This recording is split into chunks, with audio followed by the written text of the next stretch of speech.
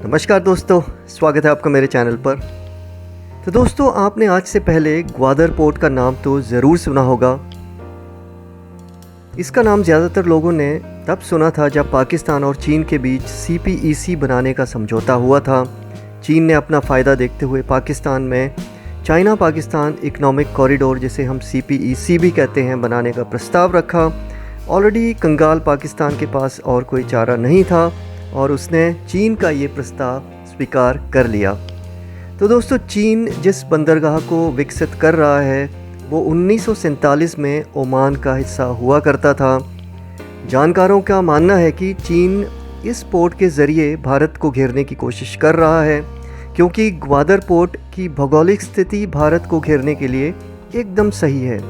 तो वहीं दोस्तों, इसके जवाब में भारत ने ग्वादर से 170 किलोमीटर दूर ईरान में चाबहार पोर्ट को विकसित करने का फैसला लिया है। तो दोस्तों, माना जाता है कि भारत की एक बहुत बड़ी रणनीतिक चूक से ग्वादर पाकिस्तान का हिस्सा बन गया था। कहा जाता है कि ओमान ने ग्वादर को भारत को देने की पेशकश की थी, लेकिन भारत ने उसे लेने से इनकार कर दिया। इसी बीच दोस्तों, जब पाकिस्तान को ये पता चला तो पाकिस्तान ने ग्वादर को लेने के लिए कवायद शुरू कर दी। वहाँ के लोगों से आंदोलन करवाया कि ग्वादर को पाकिस्तान में मिलवा दिया जाए। और दोस्तों, पाकिस्तान के उस समय के प्रधानमंत्री फ़िरोज़ शाह नून ओमान चले गए और वहाँ के सुल्तान आला हज़रत सईद बिन कासिम के साथ ग्वादर को ख़रीदने का सौदा कराए। उस समय दोस्तों 3 मिलियन USD देकर 8 दिसंबर 1958 को ग्वादर पाकिस्तान का हिस्सा बन गया। तो दोस्तों, चलिए जानते हैं क्या है ग्वादर का इतिहास। ग्वादर जिस इलाके में स्थित है दोस्तों, उसे मकरान कहा जाता है। ग्वादर का एक बहुत पुराना इतिहास है। 325 ईसा पूर्व में जब सिकंदर भारत से यूनान वापस जा रहा था तो रास्ते में वो ग्वादर में ठहरा था। और दोस्तों, सिकंदर ने सेल्यूकस को यहाँ का राजा बना दिया था, लेकिन 303 ईसा पूर्व में चंद्रगुप्त मौर्य ने यहाँ आक्रमण कर दिया और ग्वादर पर अपना कब्ज़ा कर लिया। तो लगभग 100 वर्षों तक दोस्तों यहाँ मौर्य वंश का राज रहा, लेकिन 2002 ईसा पूर्व में ग्वादर पर ईरानी शासकों ने कब्ज़ा कर लिया और 711 में मोहम्मद बिन कासिम ने यहाँ आक्रमण किया और ग्वादर इलाके पर अपना कब्ज़ा कर लिया।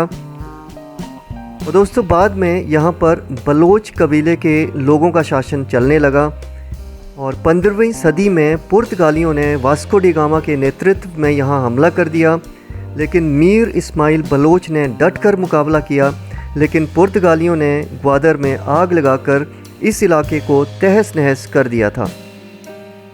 और दोस्तों, 16वीं सदी से 18वीं सदी तक यहाँ पर मुग़लों का राज रहा और 1783 में ओमान की गद्दी को लेकर अल सईद राजवंश के उत्तराधिकारियों के बीच विवाद हो गया और इस विवाद के चलते सुल्तान बिन अहमद को मस्कट छोड़कर भागना पड़ा और ग्वादर के कलात वंश के मीर नूरी नसीर खान बलोच ने उन्हें ग्वादर का इलाका दे दिया। और दोस्तों, अहमद इस इलाके का राजा बन गया और यहाँ उसने एक किला भी बनाया और कलात वंश के राजा ने उसे ग्वादर देने से पहले शर्त रखी थी कि जब अहमद को ओमान की गद्दी वापस मिल जाएगी तो ग्वादर वापस कलात वंश के पास आ जाएगा।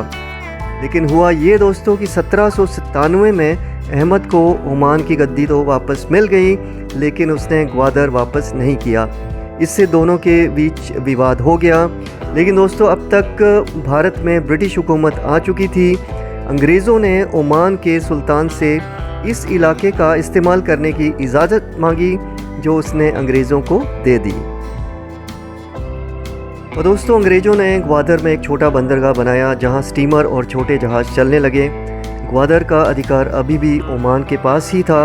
1947 में भारत के विभाजन के बाद मकरान इलाका जो था वो पाकिस्तान में चला गया, लेकिन ग्वादर अभी भी ओमान के पास ही था। इसी दौरान ग्वादर के लोगों ने भी पाकिस्तान में मिलने के लिए आंदोलन शुरू कर दिया। 1954 में पाकिस्तान ने ग्वादर को बंदरगाह बनाने के लिए अमेरिका से बात शुरू की और 1958 में फाइनली 3 मिलियन USD लेकर ओमान ने ग्वादर पाकिस्तान को दे दिया। पाकिस्तान ने ग्वादर ले तो लिया, लेकिन यहाँ वो कुछ कर नहीं पाया। 1993 में फिर से पाकिस्तान ने यहाँ पोर्ट बनाने का काम शुरू किया, लेकिन वो अधूरा ही रहा।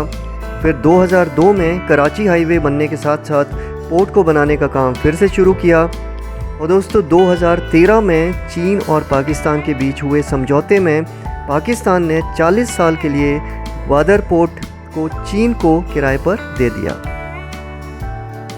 और दोस्तों भारत ने भी इसके जवाब में यहाँ से मात्र 170 किलोमीटर दूर ईरान के चाबहार पोर्ट को विकसित करने का फ़ैसला किया है, जो अब काम चल रहा है।